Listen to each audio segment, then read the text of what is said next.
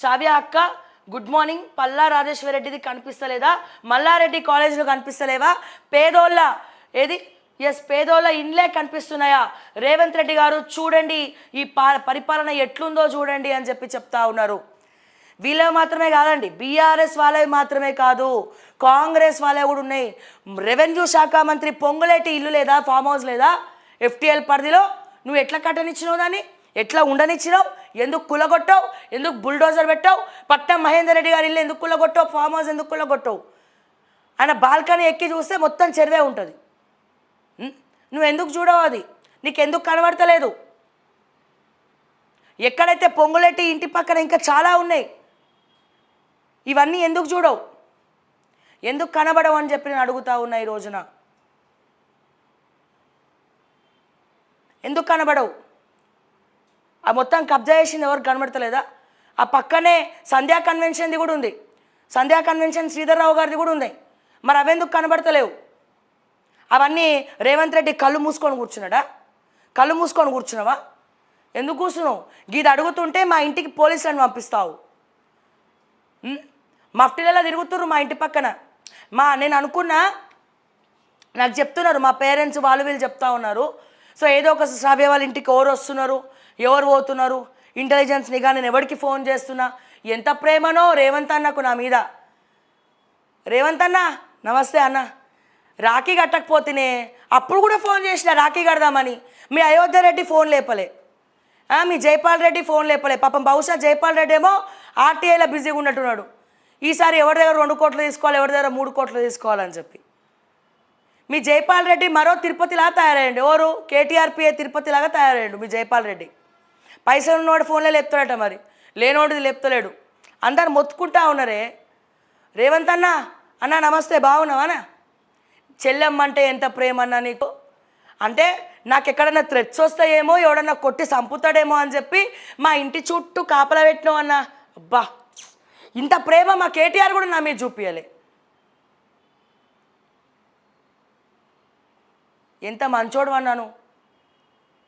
మా అన్న ప్రజలారా, మా అన్న మఫ్టీలల్లా ఇంటెలిజెన్స్ నిఘాలు పెట్టిండ్రు, ఎవరు వస్తుండ్రు ఎవరు పోతున్నారు అక్కడిక్కడ మాకు తెలియదు అనుకున్నారు. మొత్తం అక్కడక్కడ పెడతా ఉన్నారు. ఈమెకి కేటీఆర్ ఏమైనా ఫండింగ్ ఇచ్చిండా, కేటీఆర్ చేపిస్తుండా ఇదంతా, లేకపోతే బీజేపీ వాళ్ళన్నా చేపిస్తుండ్రా? అసలు ఈమె గుండె ధైర్యం ఏంది? నా వెనకాల ఎవరు ఉన్నారు? మా డిజిటల్ స్క్రీన్ ఉంది, నా వెనకాల ప్రజలు ఉన్నారన్న గుర్తుపెట్టుకో. కేటీఆర్ పీష్నా సంఘానికి ప్రధాన అధ్యక్షుడు, ₹1 కూడా ఇయ్యాడు. అందులో నాకు కేటీఆర్కి మంచి పంచాయతీ ఉన్నది. హైకోర్టులో కేసులు ఉన్నాయి, డిఫమేషన్లు వేసిర్రు. ఓకే, ఇంకా బీజేపీ వాళ్ళు అంటారా, వాళ్ళ అధ్యక్ష పదవి గురించి కొట్టుకోవడమే సరిపోతుంది. ఒక్కడు పిలిచి ₹1 ఇయ్యాడు బీజేపీ. పని చేయించుకుంటారు వాళ్ళు. ఎట్లా అంటే కెమెరా పెడితే ఇంటర్వ్యూ చేయించుకుంటారు, ఇంటర్వ్యూ అయిపోయినాక ₹1 అంటే ₹1 ఇవ్వడు. ఇక మీ కాంగ్రెస్ వాళ్ళు అయితే అన్నో ఇక్కడ కూసబుద్ధి అవుతుంది నాకు. మీ కాంగ్రెస్ వాళ్ళు అయితే ఆ తీన్మార్ మల్లన్నకి ఆ రఘుకే ఇస్తారు, ఇంకోవాడికి ₹1 ఇచ్చింది లేదు, పెట్టింది లేదు. ఇక ఇవన్నీ నిజాలు మాట్లాడితే ఏమవుతుంది? నిష్ఠూరంగా ఉంటుంది. అదేదో ఉంది కదా సామెత, సమయానికి గుర్తొస్తలేదు. మీకేమైనా తెలిస్తే చెప్పండి ఫ్రెండ్స్. నా గుండె ధైర్యం ప్రజలు, నా గుండె ధైర్యం చావంటే భయం లేదు కాబట్టి, నా గుండె ధైర్యం నాకు తెగింపు ఉంది కాబట్టి, నా గుండె ధైర్యం నా వెనకాల ఎవడు లేడు కాబట్టి. నా వెనకాల ఎవడన్నా ఉన్నాడు అనుకో, నేను అసలు మాట్లాడా. ఇది గుర్తుపెట్టుకోండి, రాసి పెట్టుకోండి ప్రజలారా. మన వెనకాల ఎవరైనా ఉంటే వాళ్ళ గురించి భయపడతాం. నేను బీజేపీ గురించి మాట్లాడుతున్నా, బీఆర్ఎస్ గురించి మాట్లాడుతున్నా, కాంగ్రెస్ గురించి మాట్లాడుతున్నా, మళ్ళీ ఇంకా శ్రావ్య వెనకాల ఎవడున్నాడు అని అంటున్నావు. చెక్ చేసుకుంటున్నావు. తిప్పి చూస్తే నా అకౌంట్లో కింద మీద పడి నడుపుతున్నాం ఛానల్. మార్కెట్ అంతా డౌన్ ఉందంట, కింద మీద పడి నడుపుతున్నాం ఛానల్. నేనేమంటున్నా, నిజంగా ఒకటి ఆలోచించండి ప్రజలారా. నా వెనకాల ఎవరన్నా ఉంటే ఈమె ధైర్యం ఏందంట, వీళ్ళ ఎంక్వైరీలు ఏందంటే శ్రావ్య ధైర్యం ఏంది, శ్రావ్య వెనకాల ఎవరున్నారు, ఎవరుండి ఇదంతా నడిపిస్తున్నారు? నేను చెప్పనా, నా వెనకాల రాహుల్ గాంధీ ఉన్నాడు, నా వెనకాల ప్రియాంక గాంధీ ఉంది, నా వెనకాల సోనియా ఉంది. నీ బండరాలు మొత్తం వాళ్ళకి నేనే పంపిస్తున్నా ఢిల్లీకి, ఓవర్ టు ఢిల్లీ. మీ లింకులు మీకుంటే మా లింకులు మాకు ఉంటాయి కదా. వాస్తవం ఏంటంటే మన వెనకాల ఎవరైనా ఉంటేనే తగ్గి మాట్లాడతాం. ఈ రోజున ప్రతి శాటిలైట్ ఛానల్ వెనకాల ఒకడున్నాడా, కొన్ని యూట్యూబ్ ఛానల్స్ వెనకాల ఒకడున్నాడా? వాళ్ళు జైలుకి పోయినా వాళ్ళు వచ్చి కాపాడతారన్న ధైర్యం. మరి నేను జైలుకి పోతే ఎవడొస్తాడు? ఎవడు రాడు. బీజేపీ వాళ్ళు రారు, కాంగ్రెస్ వాళ్ళు రారు, బీఆర్ఎస్ వాళ్ళు రారు, ఎవ్వరు రారు. ఎందుకని? అందరితో పంచాయతీలే ఉన్నాయి నాకు. మళ్ళీ ఇంకోడికి భయపడతానా? నాకు ఇంకేం ధైర్యం ఉంది? ఏ రకంగా నన్ను భయపెట్టలేవు నువ్వు ఏ రకంగా భయపెట్టలేవు. పోనీ ఎవడన్నా ఫండింగ్ ఇస్తున్నా అంటే గది లేదు మాకు, అది కూడా లేదు. తీసేస్తున్నా 2-3 స్టాఫ్ని, పైసలు ఇచ్చుకోలేక, జీతం ఇచ్చుకోలేక 2-3 తీసేసిన. నెక్స్ట్ మంత్ నుంచి రారు. అర్థమైందా? సో నేను చెప్పేది ఏంటంటే రేవంత్ అన్న, నా వెనకాల తెలంగాణ ప్రజలు ఉన్నారు. గత ప్రభుత్వాన్ని ఏ స్ఫూర్తితో అయితే నేను ప్రశ్నించిననో ఇప్పుడు నేను ప్రజల పక్షానే మాట్లాడుతున్నా. నా వెనకాల ఎవరు లేరు, నా ముందు ఎవరు లేరు, ఇటుపక్క ఎవరు లేరు, అటుపక్క ఎవరు లేరు. ప్రజలు ఉన్నారన్న ధైర్యంతో మాట్లాడుతున్నా. రేపటి రోజున నా కోసం ప్రజలు రాకపోయినా పర్లే. అక్కడెక్కడనో ఢిల్లీలో ఎక్కడనో ఇట్లనే ఒక మహిళా జర్నలిస్టు ఒక వాస్తవాన్ని బయటికి తీసుకొస్తే నడి రోడ్డు మీద హత్య చేసి చంపేసినారు. నడి రోడ్డు మీద, ఢిల్లీనే ఎక్కడనో.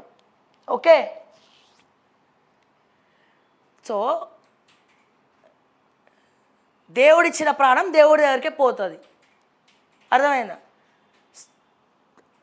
ఏమన్నా చేసుకోండి, నేను మళ్ళా చెప్తున్నా, ఏమన్నా చేసుకోండి పాపం. కాకపోతే మా మఫ్టీలలో పోలీసులు ఇబ్బంది పడతారు. వాళ్ళు మాకు చెప్తే మేము భోజనం అన్న మా ఇంట్లో అరేంజ్ చేస్తాం. ఇక చికెన్ ముక్క గవి ఉండవు, ప్యూర్ వెజిటేరియన్ కాబట్టి ప్యూర్ వెజ్ పెడతాం.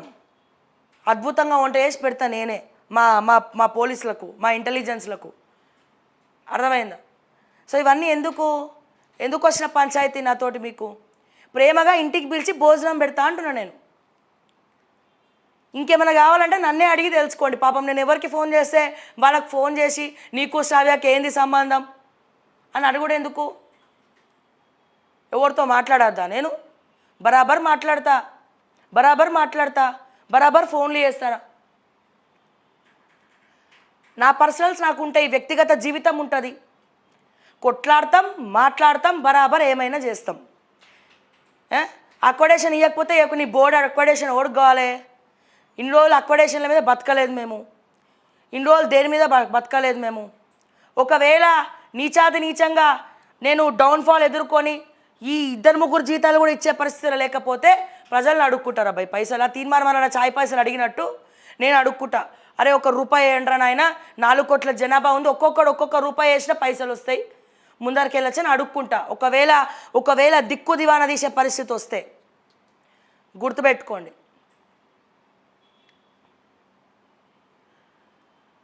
అనవసరంగా పాపం వర్షం పడుతూ ఉంది, ఎండనక వాననక మా ఇంటెలిజెన్స్ టీంని ఎందుకు నీకు ఇబ్బంది పెడతారు?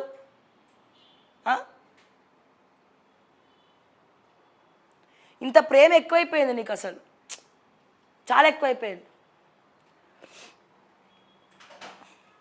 ఈయనొకడు స్పెల్లింగ్ మిస్టేక్లు పెడతాడు. ఇప్పుడు ఫ్లోలో మాట్లాడినప్పుడు ఫాలో అయిపోవాలన్నా, కంటిన్యూస్గా మాట్లాడతాం కదా, స్పెల్లింగ్ రాక కాదు, పలకడం రాక కాదు. ఫ్లోలో మాట్లాడుతున్నప్పుడు ఏమవుతుందంటే నాలిక మడత పడుతుంది. కంటిన్యూస్గా 3 గంటలు 3.5 గంటలు ఇక్కడ నించొని మాట్లాడతాం, లైవ్లో మాట్లాడడం అంటే మామూలు విషయం కాదు. సో ఏమవుతాయి, తప్పులు దొర్లుతాయి. దాన్ని క్యాచ్ చేసుకోవాలి, దాంట్లో ఉన్న సబ్జెక్ట్ తీసుకోవాలి తప్ప ఎక్వడేషన్ కాదు, అక్రెడిటేషన్ తెలుసు. కానీ ఈ డైలాగులు డెలివరీ చేసినప్పుడు కంటిన్యూస్గా మాట్లాడుతున్నప్పుడు తడబడతా అన్నట్టు. నెక్స్ట్, నీకు ప్రభుత్వ మద్దతు అవసరం లేదు, ప్రజల మద్దతు ఉంది, దూసుకపో. ఎస్, తప్పకుండా అన్న, థ్యాంక్ యూ. ప్రతి ఆడపిల్ల నీలాగా ప్రశ్నించడం నేర్చుకోవాలి. ఎస్, 100% నేను చెప్పేది అదే. ఖచ్చితంగా ధైర్యే సాహసే లక్ష్మి. ప్రతి ఆడపిల్ల ధైర్యంగా ఉంటేనే, వాళ్ళు అదంటుర్రు వీళ్ళు ఇదంటుండ్రు, కూర్చోంటే తప్ప అంటుర్రు, నించుంటే తప్ప అంటుండ్రు. నువ్వు తప్పు చేయనంత వరకు ఎవరికి భయపడకు, ఒకటే నేను చెప్తా. మనకి చాలా శక్తి ఉంది, చాలా శక్తి ఉంది. కాకపోతే ఒక 10 మంది మూకల మీద పడగానే ప్యానిక్ అయిపోయి మనం ఇదవుతాం. అదే నేను ఏదైనా చేయగలుగుతాను అనుకుంటే వాడిని మోసేతో గుద్ది ఆడనే పాతాళంలోకి తొక్కచ్చు. ఈ విషయం మాత్రం ప్రతి ఆడపిల్ల గుర్తుపెట్టుకోవాలి. ప్రతి దగ్గర, ఆఫీస్ల దగ్గర కావచ్చు, ఎక్కడైనా సరే ఎవరు ఇబ్బంది పెట్టినా ఇది గుర్తుపెట్టుకోండి.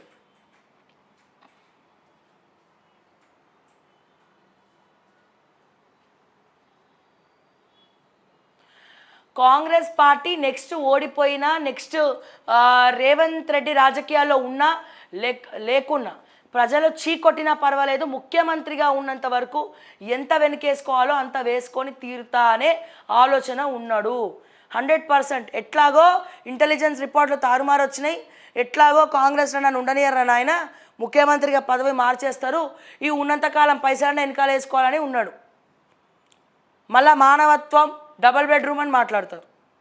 మరి రోడ్డుకెక్కిన వాళ్ళ జీవితాల్లో వెలుగులు నింపు. Good morning madam. సరే కానీ ఆఫీస్ ఎక్కడన్నా చెప్పండి. కాంగ్రెస్ వాళ్ళది, బీఆర్ఎస్ వాళ్ళది బయోడేటా తీసుకొని మీ ఆఫీస్కు రావాలనుకుంటున్నా, మీ అడ్రస్ చెప్పండి అక్క. ఇగో గూగుల్ మ్యాప్స్లో ఓకే టీవీ అని కొట్టగానే మా అడ్రస్ వస్తుంది. గూగుల్ మ్యాప్స్లో ఓకే టీవీ అని కొట్టగానే మా అడ్రస్ వస్తుంది. మార్నింగ్ న్యూస్ ఎవరైనా మీ బాధలు చెప్పుకోవాలనుకున్న వాళ్ళు హ్యాపీగా ఆఫీస్కి రావచ్చు. ఓకే. ములుగులో 5 months నుంచి తిరుగుతున్నా, పాస్బుక్ ఇస్తలేరు. ఫీల్డ్ విజిట్, ఆర్ఐ ఫీల్డ్ విజిట్కి వచ్చి 4 months అయిన ఎంతవరకు పాస్బుక్ ఇస్తలేరు. మా అమ్మకి హెల్త్ ప్రాబ్లం ఉన్న 5 months నుండి తిరుగుతున్నది. ఎందుకు మరి మా సీతక్క చెప్పాలి. ములుగు ఆఫీసర్ చుట్టూ తిరిగి ములిగేటట్టున్నారట వాళ్ళు ఇంట్లో కూర్చొని. ఒక వీడియో చేసి పెట్టు సీతక్క నీ సోషల్ మీడియా ప్లాట్ఫామ్లో.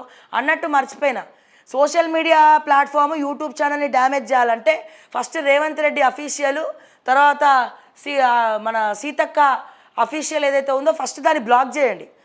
దాని తర్వాత యూట్యూబ్ ఛానల్ గురించి మీరు మాట్లాడచ్చు. ఓకే. 19 acres రిజిస్ట్రేషన్ చేయాలంటే మా అమ్మ, ఒక్క నిమిషం, 19 acres రిజిస్ట్రేషన్ చేయాలంటే మా అమ్మ 19 months తిరగాల అక్క ఎంఆర్ఓ ఆఫీస్ చుట్టూ ములుగులో. ఎస్ కరెక్టే. 19 acresకి 19, ఇంకా నయము 19 months అని రాష్ట్రం, 19 years ఏమో అని భయపడ్డా నేను. తమ్మి